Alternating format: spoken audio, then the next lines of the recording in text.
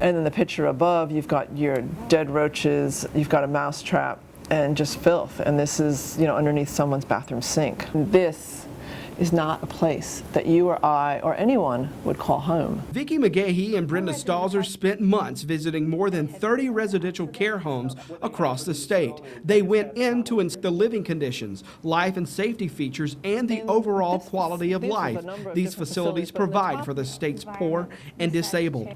What they found wasn't good. What percentage of the ones that you went in did you find problems that were problems enough in your organization's mind to put them in this report?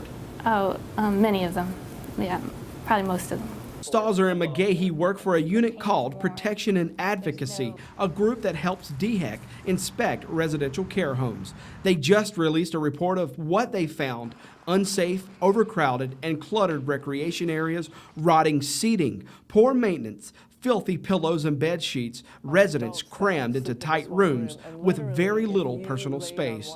Then there's this: unclean bathrooms and residents living with roach infestations. Brenda Stalzer visited every single home in the report. It's awful. It's heartbreaking. It's heartbreaking. I mean, in the beginning it was hard to keep going. I thought, how am I going to keep doing this job, because it was so heartbreaking. But knowing that we're trying to make a difference, and we do see changes, and that's what keeps us going. There are 477 residential care homes in South Carolina, and 17,000 people live in them. Residents pay more than $1,100 a month to live in these facilities, but are they getting what they paid for?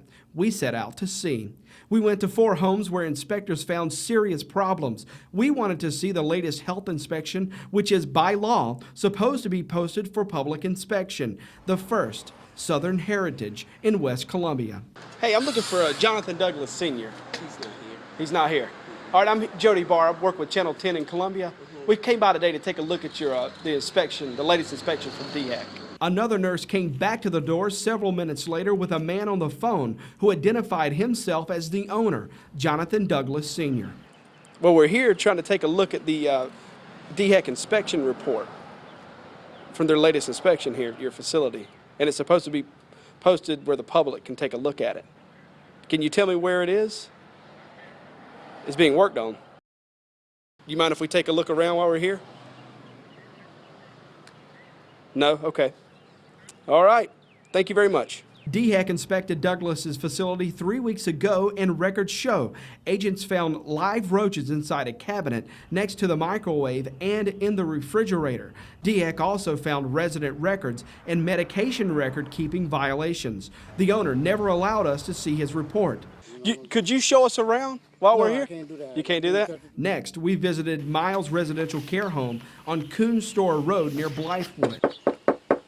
We saw trouble from the start with a DHEC food inspection grade of C posted on the door. We saw cluttered sitting areas for residents, a back room used as storage, and a nearly blocked wheelchair ramp. All violations, records showed. We never saw the administrator or owner, Betty Miles, before leaving a business card in the door asking for a call back. That call never came. Trying to get a hold of Lillian Jameson. Who are you?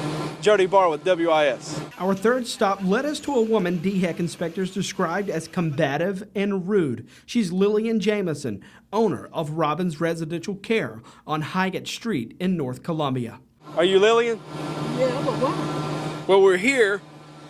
We'd like to take a look at your DHEC inspection report.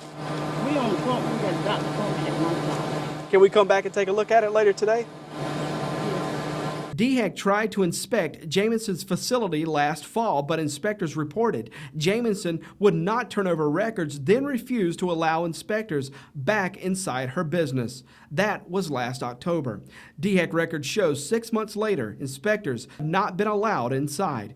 We went back to the facility to see the health inspection, but Lillian Jameson had a change of heart in showing us her inspection records. Can we see your health inspection from DHEC? No. If you want to see it, they say it's on the line. It's not. Get it from DHEC. It's not. It's supposed to be posted here for the public to see, and that's a requirement from DHEC. No. So you don't have that available, or we can't see it? you cannot come in. There's a law that requires that the license be up. DHEC Director Catherine Templeton says it's a violation if a residential care home won't show their latest inspection to the public. It's one of the only ways people know what they're getting into, and Templeton says not being able to see it says a lot. If you go into a nursing home or a residential care facility and they're not readily happy to give you their last inspection report or to show you their license, I think you can pretty much count them out. Our last stop, Carson's Community Care in Blythewood. It's where inspectors took this picture of the roach infestation under a sink. It's the only place we visited last week willing to show us their records. Owner Annie Carson went one step further. She showed us around. Up under this sink, we had roach beds up under the beds up under here, which have been corrected. Months later, Carson's fixed the roach problem. DHEC records show she's fixed everything inspectors wrote her up for. Is this a clean, safe place for people who need a facility like this to live? Yes, I would think so. At least we try to keep it as clean as possible.